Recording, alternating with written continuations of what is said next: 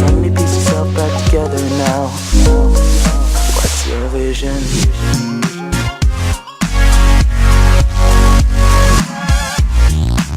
Hate to say it, not that it's dead ends to everybody, but that, you know, just to be able to say, here it is, that's it, you know, there's no denying it.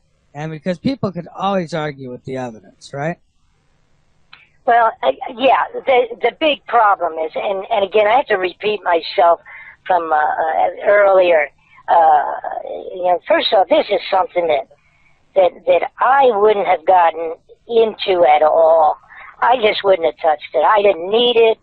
I just, you know, I wouldn't have touched this with a 50-foot pole, you know, until I started looking at these extraordinary events.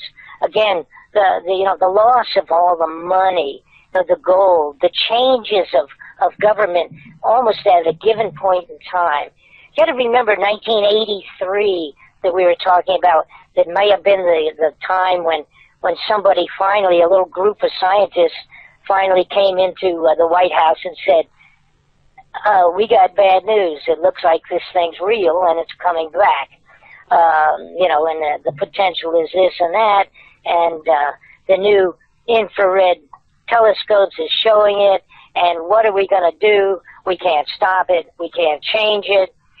Previously, we've been able to read stories about this thing as a mythical kind of a deal, and maybe it was and maybe it wasn't. That's what you're talking about. Maybe it exists, maybe it doesn't. Can you prove it? And it was always mythological almost. And there was big stories written many years ago in Look magazine and Life magazine and all these important papers at that time, and the television, and they said that it looked like there was something out there, but that don't worry about it because it's 50 or 70 years away. Well, that 50 or 70 years that they talked about back then has now passed. Okay, so now it's closer to, and from galactic measurements, our backyard. So, and by the way, they touched base on a few, before I finished what I was talking about, the sky disk thing.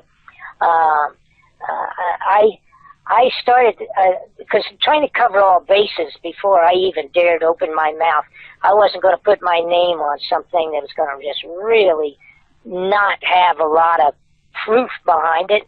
And I'd end up looking like a jerk after a very well-respected career here for the last 30 years. I've been there, done that. You know, well, the bottom line, you know, and like I say now, see, this is terrible for Bob Fletcher, because if I'm wrong, okay, if I'm wrong on what all this looks like and everything, if I turn out to be wrong, well, then I'm a jerk. You know, I'll be the fool of the year, and I can get some kind of an award or something like that for being the biggest jerk that rolled down the toilet. But if I'm right, there's not going to be anybody around to come and say, hey, good job, Bob. Boy, you were ahead of the loop on this one, like you had been on a couple other things. Boy, you were right on again, and this is really, you know, congratulations, and in a couple of weeks we're going to get wiped out. So it's like really a negative thing for for myself personally. You know, I lose no matter whether I'm right or if I'm wrong, you know. And by the way, one thing I'm talking about being ahead of the loop, I was the one that first came out with, and matter of fact, on the floor of the United States Senate, in front of the Senate Intelligence Committee, on live C-SPAN television, I was the guy that first came out and said that we had secretly created methods by which we can alter the weather and use it as a weapon. And of course, that's one of those things also at that time. That was June of 1995 on the floor of the Senate in front of the Intelligence Committee. And I said that I was the first person to come out publicly. And of course everybody went, oh God, he's crazy, you know, get him out of here, he's a nutball. And of course it didn't take long before it was admitted, well, yes, we did have it, and we were working it, and we did do it, and the Russians had it, and the Chinese have it, and they're all screwing around with it, because, you know, we actually signed a treaty in I think it was 75, with the United Nations at that time, that said that all the powers of the world will have to guarantee each other to not use the weapons of weather control that we now have, that we will not use it against each other in a warring manner. And that's a United Nations treaty. Right. And I happen to have that with me at the time and all the rest of that, but that's beside the point. All right, so I was ahead of the loop on that, and I was proven to be correct. Unfortunately, if I'm correct with this one, it'll be the worst thing to have happened to humanity in the history of the Earth. Okay, so not to talk about it being, you know, a passing thing. There have been people killed that knew about this story, and I believe had been eliminated at high levels of our government before they were allowed to come out and talk much about it at all. As I mentioned, that Dr. Harrington from the Naval Observatory in the 60s died of one of these cancers, like Ruby, the guy that killed Oswald with the Kennedy assassination. You know, he died in 30 days with a fast-acting cancer. That was what happened with Dr. Robert Harrington when he was going to come and agreed with Dr. Sitchin that this was a reality. Now, I looked and I started wondering, I wonder what's the religious connection to this? Because this kind of stuff among the very highest level of government has got to have drifted past the Vatican. So I did due diligence on that and investigated, and guess what I found out that I was not aware of? First off, that the Vatican, of course, has had for years their own observatory at the Vatican. And a few years ago, the Vatican got cooperation and financial approval and all that kind of stuff, not that they needed any money, but they built a huge observatory in Arizona. It's owned by the Vatican. It's in Arizona. And it's interesting because it was one of the first land-based infrared telescopes. They're called Satan, don't they? The world. Excuse me? Isn't it called Satan or something like that? Yeah. Interestingly enough, the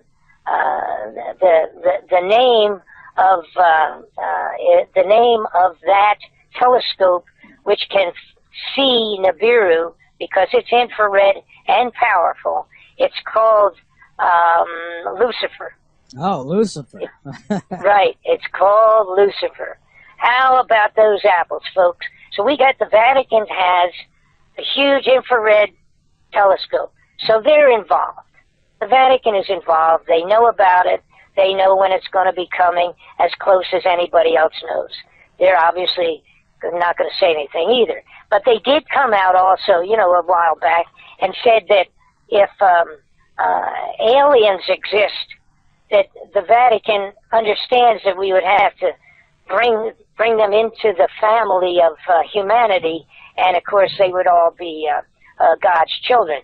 They made that a while back, and they actually made a couple of statements relative to that. And we have to remember this period of time, the 83 that we were talking about, and that's about the time when they were deciding to put this telescope in Arizona, owned by the Vatican.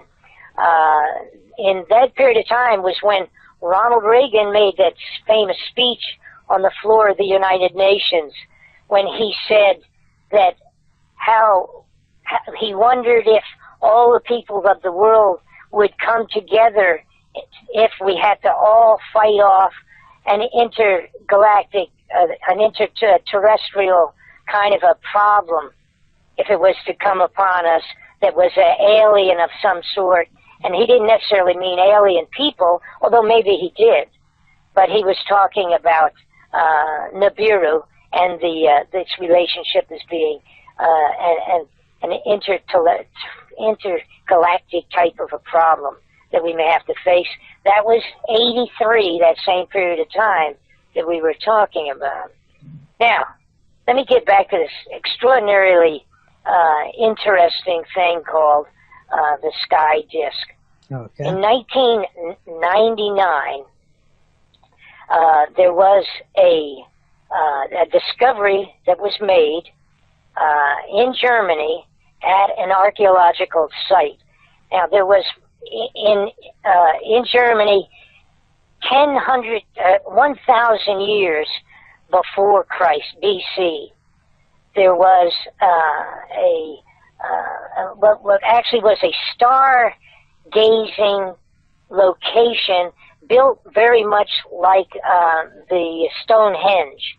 It is a circular location where apparently during the Bronze Age, 3,000 years ago, they were watching the stars and they were keeping track of all the goings on in the heavens and all of that. It's an extraordinary archaeological discovery.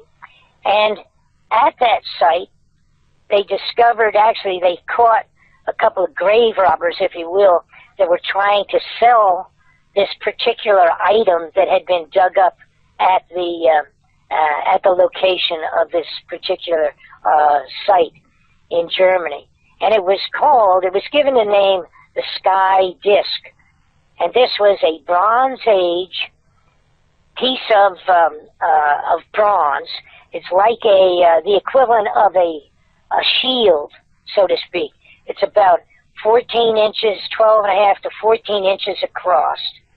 And it is a complete layout in bronze and highlighted in pure gold, well, or as pure as it could have been at that time, gold inlay. And it shows and describes the actual crossing of Nibiru, causing a solar eclipse in the morning, and and also shows several other galactic structures and setups of the stars, where they were located and all of that. All of the locations of the stars had been put into a modern computer, and it was able to give an exact date to indicate that it was, in fact, 3,600 years old when it was created. And it's the equivalent of what I would call like a drawing, a sketch drawing, if you will, of the event that took place. And it was a 3-hour eclipse of the sun by a giant physical body that they did not obviously know what it was. And it passed in front of the sun, between Earth and the sun. It blacked it out. Now, the reason with the brand new computerization now, if you take the locations of all the stars and the galaxies, the planets, and the planets that are indicated on the plate, you take that and feed it into a computer program we have now, it will give you the exact date, exactly right. As a matter of fact, in this case, down to the fact that it was 8:30 in the morning when the event took place, and it was 3,600 years ago. And the metal of the object itself has been verified, and also it indicates, which is very interesting, it indicates one of the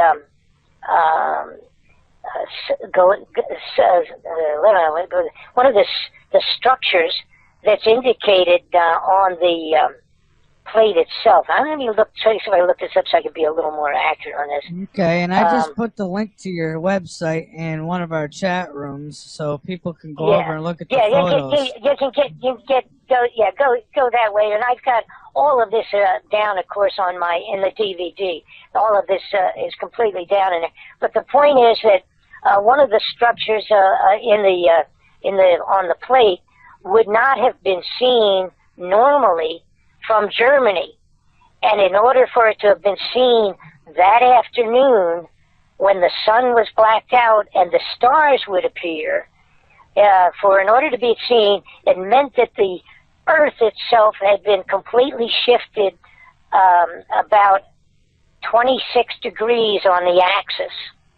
All right, and so that meant that part of the effects of this gigantic planet passing through actually tilted the Earth on its axis by 26 degrees.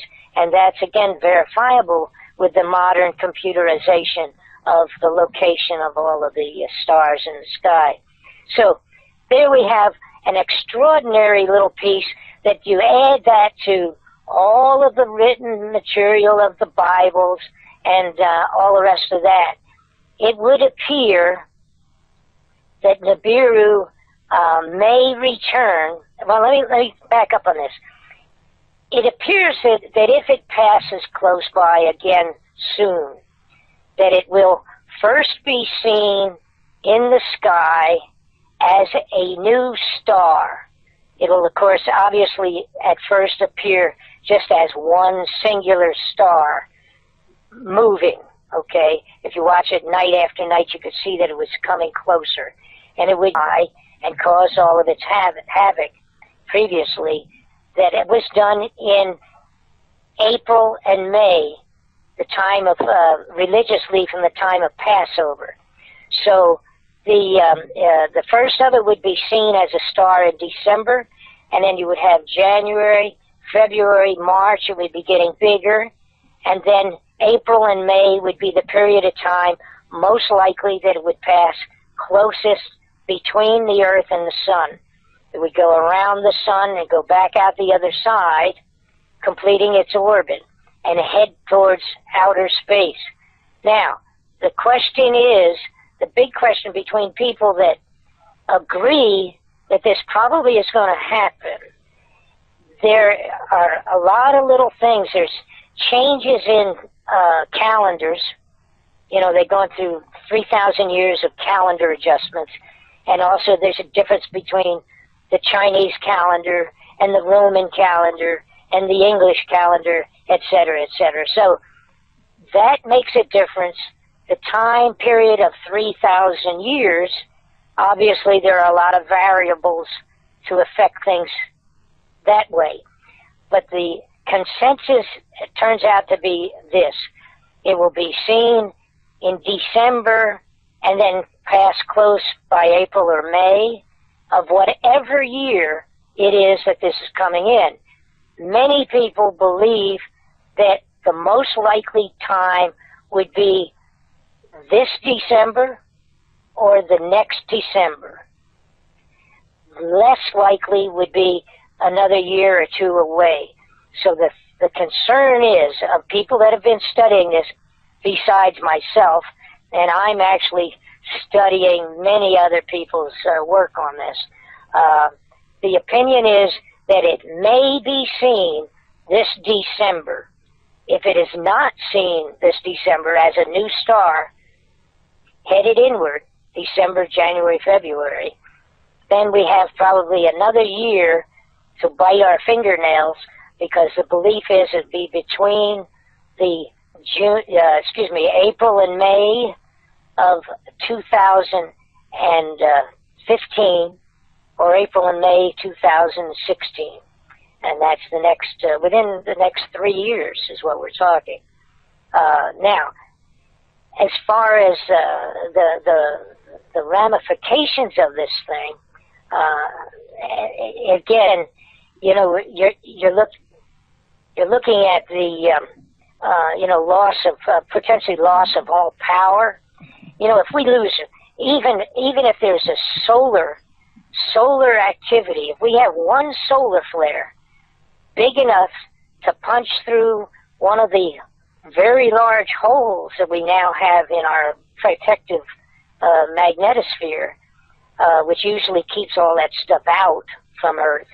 If we have one good solar flare that punches its way through, it shuts down the power because of this thing, then the power is all going to be off, and it'll be off for, even if that was the only thing that happened, the power could be off for 5 years, 10 years.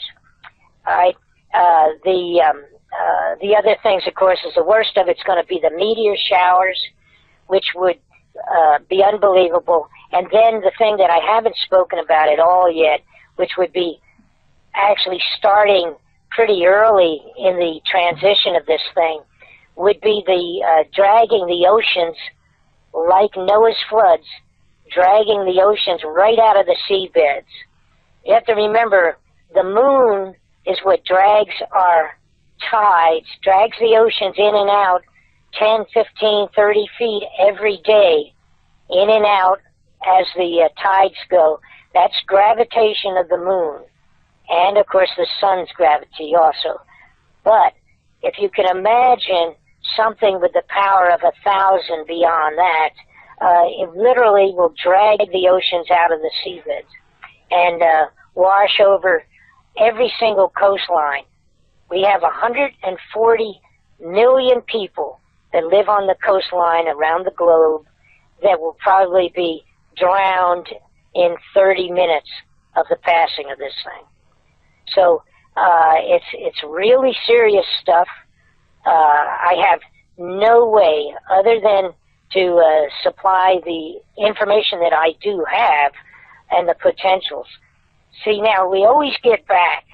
I have to go back and say, if somebody can come up with a good reason of where the gold is gone, why we have built 103 underground facilities, why we have dates for the last couple of years that have become imperative on when the dried foods were delivered to these underground locations, why we are spending money for riot control, supplying the police forces with military armament of all sorts, and why we are spending millions, actually billions of dollars on weapons and bullets and machine guns for all of the bureaucratic offices around the United States. If somebody can give us a good reason for all of those things, then you may have a good argument. But the problem with this is that worldwide, the leaders of every major nation in the world are scared to death of an event that is on its way in. And it appears the only logical answer to that is the planet Nibiru, Planet X, that has been talked about for decades and decades. Yeah. Yeah. So now I'm looking on your website here, and I'm looking at some of the pictures. And, well, you know, It's all very limited, but go ahead. Yeah. Now I'm looking at some of the pictures, and I'd have to ask. Now, this is what my problem has been in finding pictures and finding real videos. My problem has been is that I could never prove that somebody didn't doctor the picture. Well, yeah. No, there's no question about that. But there's no question about that. Unfortunately, at this point in time, you know, people can put together phony pictures. That's for sure. But now those underground bases, now that's another story. Yeah. See, here's the point. You can always just say, well, and I got to be honest with you. The only good pictures that I really feel that we have at this point in time is that the one picture, and I have that on my website, is where it shows the 5 moons around the red centerpiece. All right, that picture is the one that was originally put out accidentally by NASA. And then, of course, boom, that disappeared as quick as it could, but it was too late because it was out there. The other problem was, in fact, that there's a picture, actually there's a photograph that Marshall, can't think of his last name, excuse me, I can't think of his name. Anyhow, the gentleman's been doing it for a longer time than I have in terms of studying some of this stuff, that he had contracted apparently with a telescope and has been taking progressive shots aimed out at where we are pretty sure it is located, and it is getting bigger and closer. and that's been actually this fellow used to work for CNN, and he got off a couple of years ago and started getting into this when he found out things that he wasn't supposed to find out about at CNN. But the other good picture that is really was a shocking event. Originally, NASA had a setup with one of the new infrared telescopes that was floating out there, intentionally put out to find Nibiru, and it located it, and there was up on the program that you can go up and see the outer space, that you can also look up your neighbor's backyard and all the rest of that. That actually had a great picture for a few days, and it also gave the latitude and longitude in space where people could go out and you could dial it up yourself and look at it. And what they did when a couple of people saw it, and they said, that's Nibiru, it fits everything on Nibiru, and people started copying it onto the YouTube. This NASA went out and they blocked off on the space program, their own Google Space, on the Google Space program, they blocked off a section in outer space. It's just it's a big black square now. So if you go and try to look it up, all you see is like somebody's holding a postcard up in front of your telescope or something. So why would they do that if they just didn't want people to see that and know exactly where it's located? It's like really goofy. The bottom line is, here's what happens. If you just say, okay, we don't have any good pictures yet, it's not in close enough yet, we can't, unless you have an extraordinary telescope with infrared and it's floating a few thousand miles out in space. Now, if you've got that, well, then go ahead and get your pictures. But if we had just said, all right, Bob, there are no good pictures as of today, then I would say, okay, that's fine. I agree. Let's just put that aside. All right? Now, explain all the rest of what I've gone over this evening. See? You can't do it. You can't tell me where the money and the gold went. You can't tell me why they built 103 of these underground facilities. Why did Russia build 5,000 of them? Why is Red China moving all of their airplanes, missiles, rockets, and everything you can imagine underground? They have 3,000 rockets and underground in tunnels being saved away. Why are they doing that? And if you go through all the rest, why did they do the seed vault? Why did they do a seed vault and particularly save all the seeds of the world so that we can replant the earth? Why did they do that? Why did they stop stealing everything and putting it in underground instead of in their pockets? And if you can answer that, hey, that's good. And I will be very happy, because it would be nothing better than for myself to be wrong on what I'm doing. In other words, just to be in error on 5,000 different things that's going on, and looking at them all incorrectly. But that's what's happening. You can also ask why so many underground facilities, and we're not talking about just shelters here. We're talking about the literal, like, cities below ground. Oh yeah, no, they're gigantic. And I have now, and I have to repeat this now. My DVD that explains all of this took me 3 years to put this thing together. It's extraordinarily in total. It explains the levitation trains that they have inside. I have up on my website, I think it's up now, the list of all 103 locations of all of the facilities. I have the pictures inside the facilities. We have all of that in there. It's a 4-hour DVD. It's $24.95 as long as I'm able to still get the thing out. I've got plenty on hand. But I will say this. I did the Coast to Coast George Norrie program last week. and we had over 1,800 hits in 1 day and a half. It actually shut me down for a little bit on my site. It was unbelievable. We had a hit every 2 minutes for 24 hours. So all I can tell you is everything is there. Everything's on the DVD. If you're interested in it all, I beg you to get it so that you will be ahead of the loop. And I don't know what else I can say. When I finally came to the conclusion that there was no other answer other than the fact that this thing is coming back in, we will never be told. Here's what's going to happen now. This is the rest of it.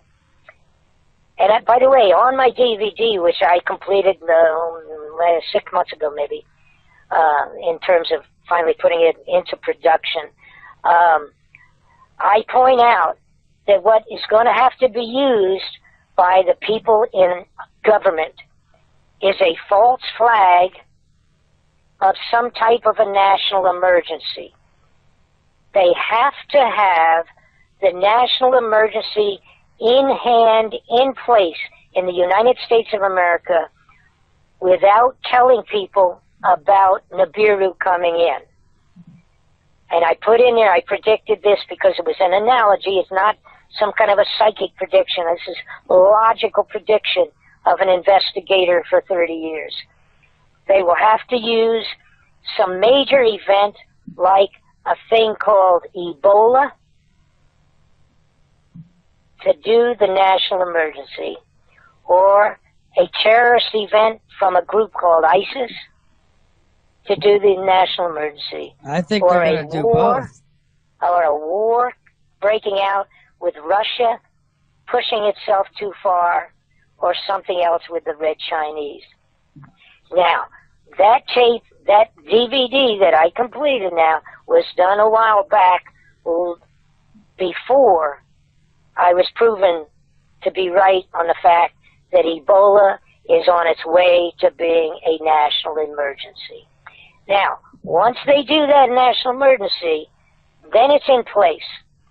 Whether they ever say anything about the planet X Nibiru coming back or not, it's not going to make a difference, because by the time people find out about it, it'll already be under martial law in the United States of America. The Constitution is automatically suspended. That paperwork's been signed by, actually been signed by every president for the last 7 or 8 or 10, as far as that's concerned. But Obama signed the update on it several months ago with the ability to do that, suspend the Constitution, national emergency for whatever reason. It will not be Nibiru, because he cannot tell the people.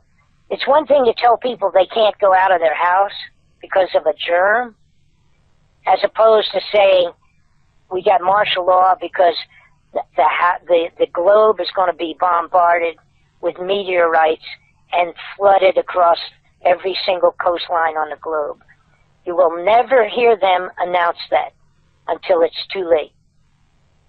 Period. You will see it.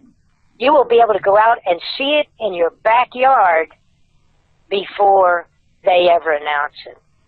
But it's going to be, we will be in martial law before that time. And of course, I knew nothing 6 months ago finishing up this DVD. I knew what it was going to be, but I did not know that it was going to end up being Ebola. And it looks like that damn well might be what they use. Yeah, you know, and I've been saying this too, that this, I've got good friends who have done great work on this, Dr. Horowitz being one of them, with Ebola. Sure. And it's a bioweapon, and it's going to be used. It is being used, for one, for still fear in people, and for another will be for forced vaccinations, which God knows what the But it's going way beyond that. See, if you knew nothing at all about the potential of the Nibiru problem, if you didn't know anything about that, then you'd be watching, say, well, this might be a phony thing. You know, I believe the AIDS the same as Dr. Horowitz, I believe the AIDS. As a matter of fact, I found the congressional record where the scientists requested the funding of $10 million to create AIDS on the floor of the Congress. I've got that. I came out with that 15 years ago, 17 years ago. You know, there's no question in my mind that the AIDS thing was synthetic and was created and introduced into the homosexual community, and then went from there. And they created cancer viruses as well. They were looking for a vaccine for cancers, and they wound up stumbling upon a virus that they could actually inject in people. Sure, and see now here we get back to the same question. So if you can question, you can say, well, gee, you know, I'm not sure about this Planet X, and we don't know about the pictures, and they could be real or they could be phony, and you know, when it's really vivid to everybody, you know, then obviously it's too late. You can put that same question always back, even on what we were just talking about. You can, you know, I found the paperwork where the guy actually asked for the money to do it, to create a weapon that would be a non-curable immunizational defect, and that they could come up with it and nothing would be able to stop it. That was the AIDS virus. Now, I can't, beyond that, I don't have any motion pictures. I don't have the confessions of the guy that did it. We're never going to get the confessions of how they introduced it through the World Health Organization or any of that. You know, that's the same question you can ask today about Nibiru. All I've done is put all the facts together. And then again, if somebody can show me a good reason for all the rest of that stuff that's out there, and then convince me that it's not because there's a galactic surprise coming in from left field, you know, I would love to have somebody prove that to be wrong, but they can't do it. Nobody can make sense out of 103 facilities buying all. You know, a couple of years ago, when people were trying to buy it, when wholesalers were trying to get the dry foods for survivalists, they couldn't get their orders filled because the government for 2 years was buying 95% of everything was produced. What's wrong with that picture, folks? Oh, where do you think they're going with it? Look at all the ammo they purchased also. Yeah, right. Why are they doing that? See? Why are they doing it? I'm going to tell you why they're doing it. They're going to do it because when the stuff hits the fan, they're going to have to shoot American citizens in the street that are going to be going crazy rioting because they need food and water and every other thing to try to protect themselves. And the government, they're going to be gone, sports fans. And if you even get a notice, if you get a my dear fellow American speech from the president relative to this, which I don't think you're ever going to see it. I don't think they're ever going to come out and say, uh-oh, sorry about that, surprise, there's a thing coming in next month. That's not going to happen. And if it does, when you see that, those guys are all going to be vanished underground already, and it's going to be a pre-recorded disc punched up into some kind of a system. But you got to remember this also. All of the networks, all communications, all electronics, all of that is going to be gone at some point in time as this thing comes in closer. And once that happens, and the electronics and the satellites are all fried, all the generators are fried, and all of that's gone, then there's not going to be any communication. You won't know if your neighbor's still alive, and that's the way it's going to be. We don't realize how unbelievably dependent we are. You know, it took, down in New Orleans, it took, I think it was 4 hours once they started rioting. Everything in every grocery store, when they had that bad hurricane down there, was gone from the shelves in 4 hours. And they started shooting people in about 2 days once they realized how bad that that hurricane was down there, and the power was out, and the police couldn't even communicate. They were shooting people in the streets. I see. And we've got a call, Bob. 208 area code. You're on Late Night in the Midlands. First name and where you're calling from, please. Hey, Michael, it's Andrew. Yeah. I'm actually in the Midwest right now, the phone number. Yeah, goodbye to you. Sorry about that. Not falling for it, buddy. And we just lost our guest. Isn't that amazing when Eugene Sonny Irving, the troll, the CIA boy toy, calls into the show and I lose my guest? How about that? Bob, is that you? No, it's Andrew again. Oh, okay. Yeah, all right. Well, okay, folks. Well, what I'm going to do is I'm going to try to get my guest back on the line here. Hold on a second. Well, I'm trying to avoid going to a break, so you'll have to bear with me. That was kind of strange. I don't know what was going on there, but I recognized the number that was calling in, and then all of a sudden my guest dropped off. Let's see.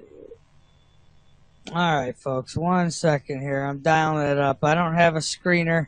I do things on my own.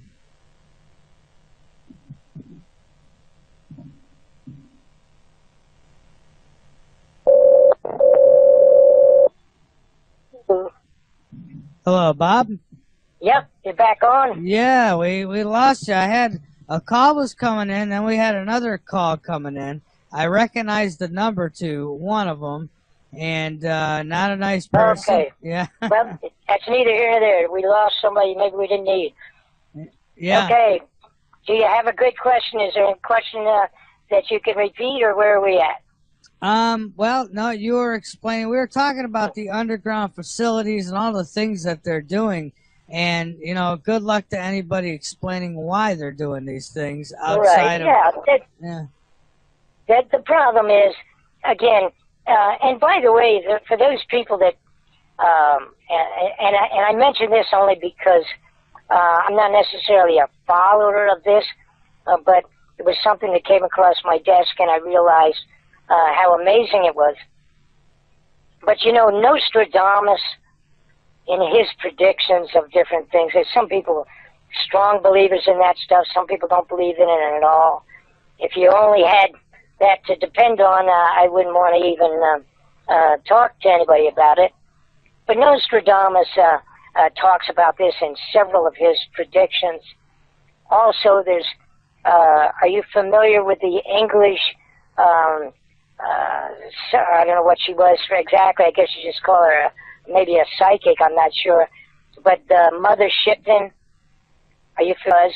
The same as Nostradamus, extraordinarily right on. She was in around the late 1400s, early 1500s. She died in 1550, but she was English, so it was not where you had to try to decipher, you know, old Latin or English, Italian, or any of the other ancient languages, so to speak.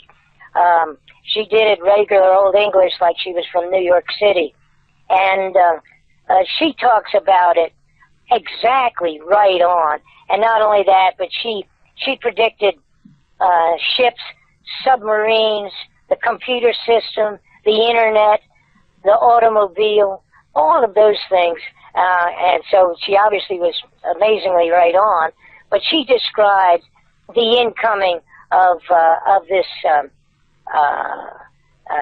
this planet coming by with a huge tail and creating all the floods and meteors and all the rest of that, everything exactly the same as in the Bible. And of course the Bible describes it. They call it in the Bible, they call it the wormwood. And again, I mentioned the Chinese. They talked about it as a visiting planet, and the dragon with a long tail, and they complete descriptions of all of it. And again, the point that's interesting or bothering right now is the fact that the Earth is already being affected. The ices, the glaciers are all receding already. The water's going up already around the coastline. I'm going to tell you something that's under everybody's nose, and a lot of people are missing it. A few months ago in Miami, Florida, they spent millions and millions of dollars installing pumps because the high tide in Miami now goes in as far as 6 blocks into the city of Miami Beach. So what has happened there is the tides at the coastline in Miami, Florida are already affected to the extent that they had to put millions of dollars worth of special pumping systems to pump the water every day when they have high tides to keep it out of the city of Miami Beach. A lot of people don't know it. It's right there. Find out about it. I happen to have a son that still lives in Miami, and that's a fact, period. Again, that's something you can look up. The glaciers are melting like crazy. That increases the water line on the entire globe. The volcanoes I was talking about, 35, 45 of them right today are erupting. Earthquakes, they're happening all over the place. The crazy weather, just in general, the crazy weather is destroying America. We still have, we have a drought. We have a drought in California, the worst that they've had since the Dust Bowl. Yeah. And it's been a year. They got places that haven't had rain of any measurable amount in a year in the California area. So all of these things are, in my opinion, a long-distance effect of the Planet X and Nibiru. And I've come up with something also that I refer to as the bowling ball effect with this planet. And what it is, when it comes back in, which it has started to do, obviously, when it comes back, it's not only does it have its 5 moons and it owns itself and its 5 moons, and then all that junk that's pulling behind it in some serious manner, as it comes back, its gravitational force field and the physical effects of smashing through existing groups of meteors and asteroids and all of those things that normally are just floating around out there not bothering anybody. It's like a bowling ball effect going into the pins. And this is striking through all of this stuff, and the numbers would obviously be trillions and multi-billions, and it's hitting this stuff and pushing it with its own gravitational effect and going through it and knocking it off in all these multitude of directions. That is why we have this increase in meteors and asteroids and shooting stars. And what everybody remembers, was it 2 years ago now, maybe even more, when the Russians, we were watching a comet or an asteroid that was supposed to be coming around, and they were aware of it. We watched it. It was supposed to fly by Russia, and it flew by Russia, but then all of a sudden there was a big asteroid that came down that nobody saw. You see, when people say, if this Nibiru was out there, we would see it. You're not going to see it if it's coming up from behind the sun out there in space. From our perspective, the angle and direction that you may be trying to view it, depending on where you are, on what time of the day, and all of that, if it comes from behind the sun, we cannot see it. And that's exactly what the answer was when everybody in the world said, how come we didn't see that? If that thing had hit more directly, it would have been like 100 atomic bombs. It's not a joke, it's serious. If it had come down and had not burned up and blew up just before it actually hit ground, there's only a small amounts of it hit the ground. If it had come in on a more direct perpendicular angle, it would have been the equivalent of 100 million atomic bombs. True, but that's a comet. Big difference compared to the size of that planet. That's right. The comet is like a flea compared to this planet. Yeah. The comet is like an automobile. The size of that thing was like, when it first entered in, was probably the size of a bus. And this planet that we're talking, because it's not supposed to hit Earth. Don't mistake what I'm saying. But that planet, the planet coming around Nibiru, is 5 times the size of Earth. It's horrendous. If, in fact, it's what it is, that's how big they've calculated it. And like I said, if it comes through at a fairly close to our own ecliptic circle of orbital planets, we will pass through it. It will take, the calculations on it actually is down to about just a little less than 1 hour, real close to 1 hour, passing through the meteor storm. 50 to 60 minutes of a meteor storm. And that meteor storm will have meteors in it that are going to make that Russian thing look like a dirt ball. Well, Bob, we're getting down to the last few minutes here, and I want to give you an opportunity to get out anything you want, any appearances you have coming up, whatever, it's okay. Go ahead and do that, and I'm going to keep you linked up on latenightinthe and maybe not too far down the line I could get you back, and we could do this again and talk further on well, this. And at any time we may have more information, but be aware of the possibility of them calling a national emergency. And if they're calling a national emergency before December, I'm going to start making sure that, I don't know what I'm going to make sure. I'm going to do what the guy, the head of NASA, said when they asked him, what do we do when we find out something like this is coming in? And he said, pray. Yeah. And that was the response of the head of NASA on the floor of the Congress. I want people to go to you go to your link, go to bobfletcherinvestigations.com and order up the DVD. Get it for yourself. 4 hours. It's an entire library of information.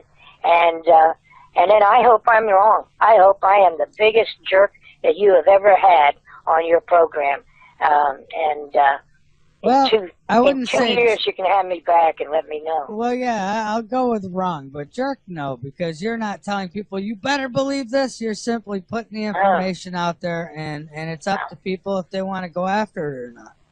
I just personally feel, number one, I don't like them lying to us and stealing our money, and that's what they've done. And if they're lying to us and stealing our money to save their own tails on something that's as earth-shaking as this event, as biblical an event, if they've been doing that, that really makes me mad, and I'm positive that's what they're doing.